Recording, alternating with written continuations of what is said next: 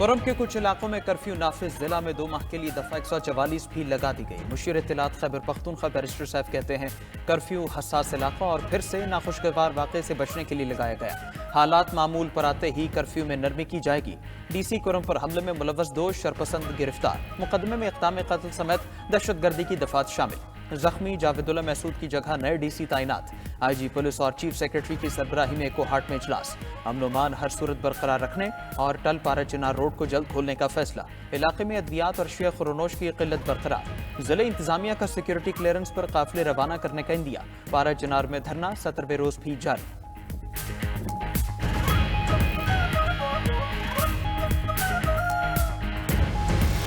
190 million pound case का फैसला आज होगा या नहीं, फैसले की तारीख तब्दील होने की खबरें ज़ेरे गर्दिश। अदालती अमला भी तस्दीक या तरदीद से कासिर। बानी PTI के वकला भी तारीख की तब्दीली से लाइल्म।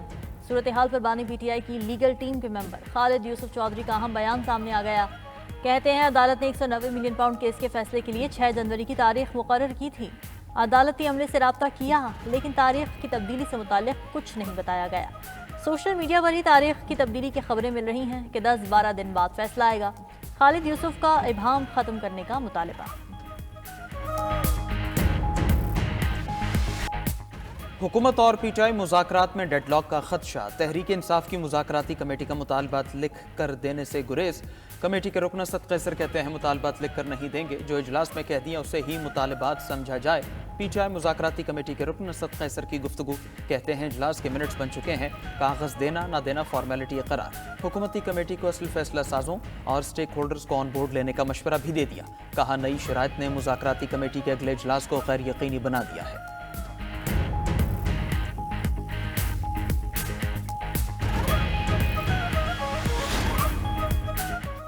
तहरीक इंसाफ मौक़िफ़ बदल रही है। मुज़ाकराती अमल में पेचीदगियाँ पैदा होंगी। लीगी सेनेटर इरफान सिद्दीकी का रद्द-ए-अमल। मुज़ाकराती अमल डावाडोल होने का खदशा जाहिर कर दिया।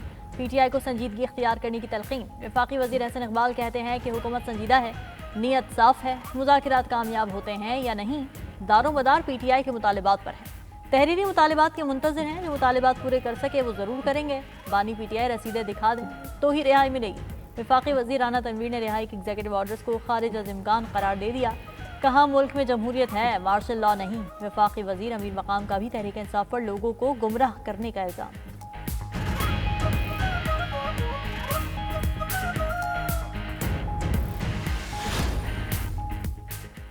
वज़ीर-ए-आज़म शहबाज शरीफ की सदर UAE शेख मोहम्मद बिन ज़ायद अल नहयान से मुलाकात। दोनों रहनुमाओं का इक़्तिसादी, सियासी और सकाफ़ती ताल्लुक़ात को मज़ीद फ़रोग़ देने के लिए मुश्तरका आज़म का इज़हार। इलाक़ाई इस्तेहकाम, मौसमियाती तब्दीली और आलमी सतह पर बाहमी मफादात के फ़रोग़ समेत मुतअद्दिद उमूर पर तबादला ख़याल। शेख मोहम्मद बिन ज़ायद अल नहयान की पाकिस्तानी मईशत मुस्तहकम करने के लिए वज़ीर-ए-आज़म शहबाज शरीफ की मुतहर्रिक क़यादत की तारीफ़। कहा इस नई इक़्तिसादी क़ुव्वत ने दो तरफ़ा सरमायाकारी और ताउन में इज़ाफ़े के इम्कानात पैदा किए हैं।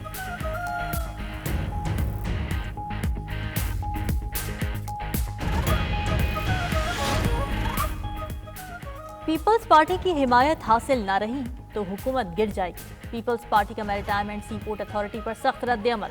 रहनुमा पीपल्स पार्टी शाज़िया मरी कहती हैं कि वफाकी हुकूमत मुतवातिर ऐसे फैसले कर रही हैं जिनसे अहम इत्तेहादी मुत्तफ़िक़ हैं, ना ही एतमाद में लिया जाता है। Maritime and sea port authority के क़याम पर पीपल्स पार्टी को ऑन बोर्ड नहीं लिया गया। आइन की मुस्तकिल और खुली खिलाफ वर्जी की जा रही है। हुक्मरानों की रविश समझ से बालातर करार दे दी। कहा मुल्क को आइनी तर्ज़ अमल पर चलाना सबके लिए बेहतर होगा।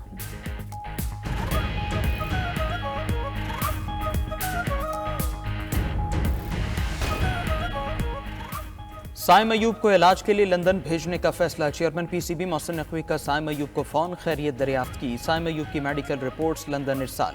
लंदन के स्पोर्ट्स ऑर्थो के माहिर डॉक्टर साइम अयूब का चेकअप करेंगे। असिस्टेंट कोच अजहर महमूद भी साइम के साथ लंदन जाएंगे। सादर जरदारी का भी साइम अयूब को फ़ौरन जल्द सेहतियाबी की दुआ।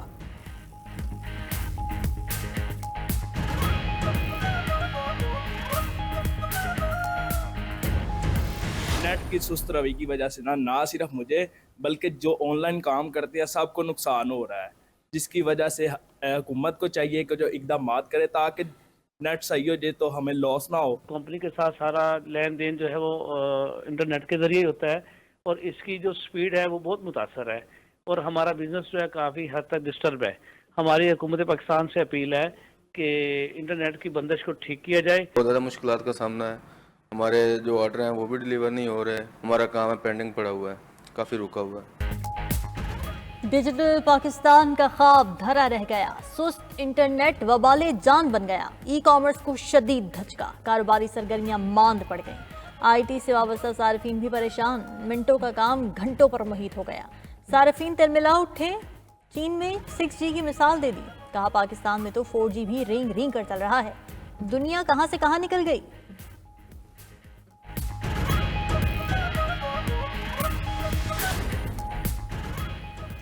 پی بی 45 کوئٹہ کی نشست پر پیپلز پارٹی کی کامیابی برقرار. 15 پولنگ سٹیشنز پر ری پولنگ کے بعد بھی علی مدد جتک فاتح قرار. 6883 ووٹ لے کر کامیاب. فارم 47 پر غیر حتمی غیر سرکاری نتیجہ جاری.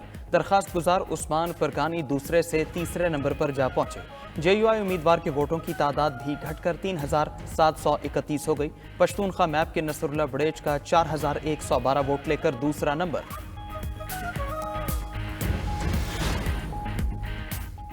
انٹرنیشنل ڈیولپمنٹ ایسوسی ایشن نے سندھ حکومت کو 1 ارب 58 کروڑ روپے جاری کر دیے. رقم سیلاب کی تباہ کاریوں سے بچنے اور بحالی پر خرچ ہوگی. 92 نیوز کے پروگرام خبر کیا ہے نے تفصیلات عوام کو بتا دی.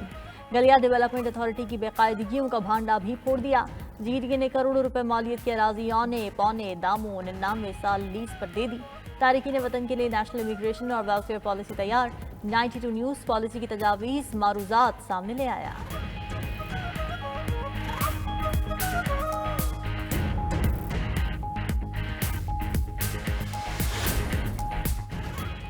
لاہور سمیت پنجاب کے مختلف علاقوں میں دھند کے ڈیرے حد نگاہ انتہائی کم. موٹر وے کو کئی مقامات سے بند کر دیا گیا. لاہور اسلام آباد موٹر وے M2, لاہور ملتان موٹر وے M3 پر داخلہ ممنوع.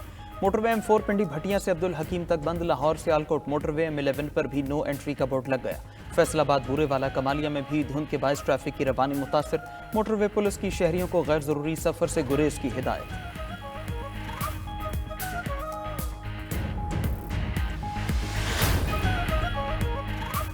سال میں ایک بار ریاض الجنہ پر نوافل ادا کرنے کی پابندی ختم. موبائل ایپ نس کے ذریعے پرمٹ کی شرط برقرار. زائرین ایپ کے ذریعے ہر 20 منٹ بعد نیا اجازت نامہ حاصل کر سکیں گے. مسجد نبوی میں موجود زائرین بھی ریاض الجنہ میں نوافل ادائیگی کے پرمٹ حاصل کر سکیں گے.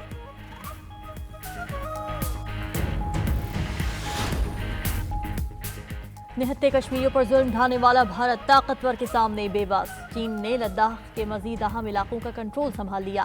ہوتان میں لداخ کے کچھ حصے شامل کر کے 2 نئی کاؤنٹیوں کے قیام کا اعلان. دفاعی ماہرین معاملہ جیسی کرنی ویسی بھرنی کے مترادف قرار دے رہے ہیں.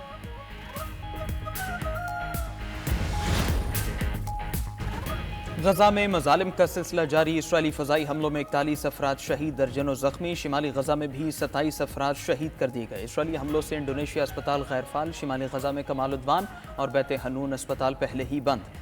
بائیڈن انتظامیہ اسرائیل کو مزید ہتھیار تھمانے کے لیے تیار. 8 ارب ڈالر کی فوجی امداد منظور. حماس نے غزہ میں قید اسرائیلی خاتون فوجی کی ویڈیو جاری کر دی. امریکہ کا غزہ میں اسرائیلی مظالم کو نسل کشی ماننے سے انکار. وزیر خارجہ اینٹنی بلنکن کی انٹرویو میں اسرائیل کی پشت پناہی. کہا یرغمالیوں کی رہائی حماس کی وجہ سے رکی ہوئی ہے.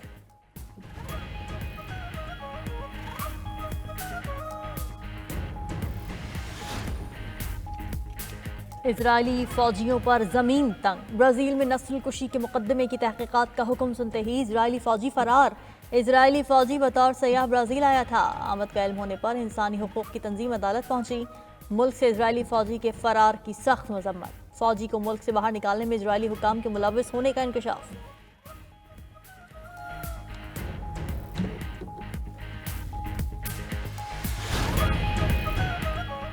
اسرائیل کا لبنان کو جنگ بندی معاہدہ ختم کرنے کی دھمکی. لبنان کے جنوبی علاقے دریائے لیتانی سے حزب اللہ کے انخلا کا مطالبہ کر دیا. فریقین کے ایک دوسرے پر معاہدے کی شرائط کی خلاف ورزی کے الزامات.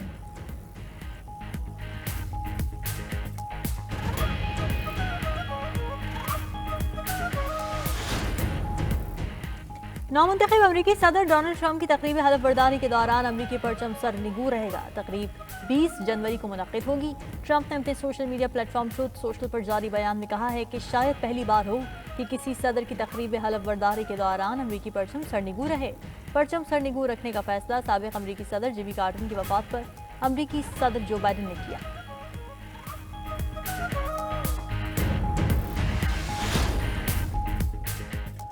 افغان طالبان بھی ٹرمپ کے مداح جرأتمند رہنما قرار دے دیا. پرانی دشمنی بھلا کر اچھے تعلقات کے آغاز کی خواہش کا اظہار. افغان عبوری حکومت کے نائب وزیر خارجہ شیر محمد عباس نے کابل میں تقریب سے خطاب کے دوران کہا ممالک کے درمیان دشمنی یا دوستی ہمیشہ کے لیے نہیں ہوتی. اگر امریکہ کی حکومت دوستی چاہے گی تو ہاتھ بڑھائیں گے. ماضی میں سوویت یونین سے لڑے, آج روس سے اچھے تعلقات ہیں. نائب افغان وزیر خارجہ نے دوحہ معاہدے کے احترام, طالبان رہنماؤں پر پابندیوں کے خاتمے اور افغانستان کے بینک کے اثاثے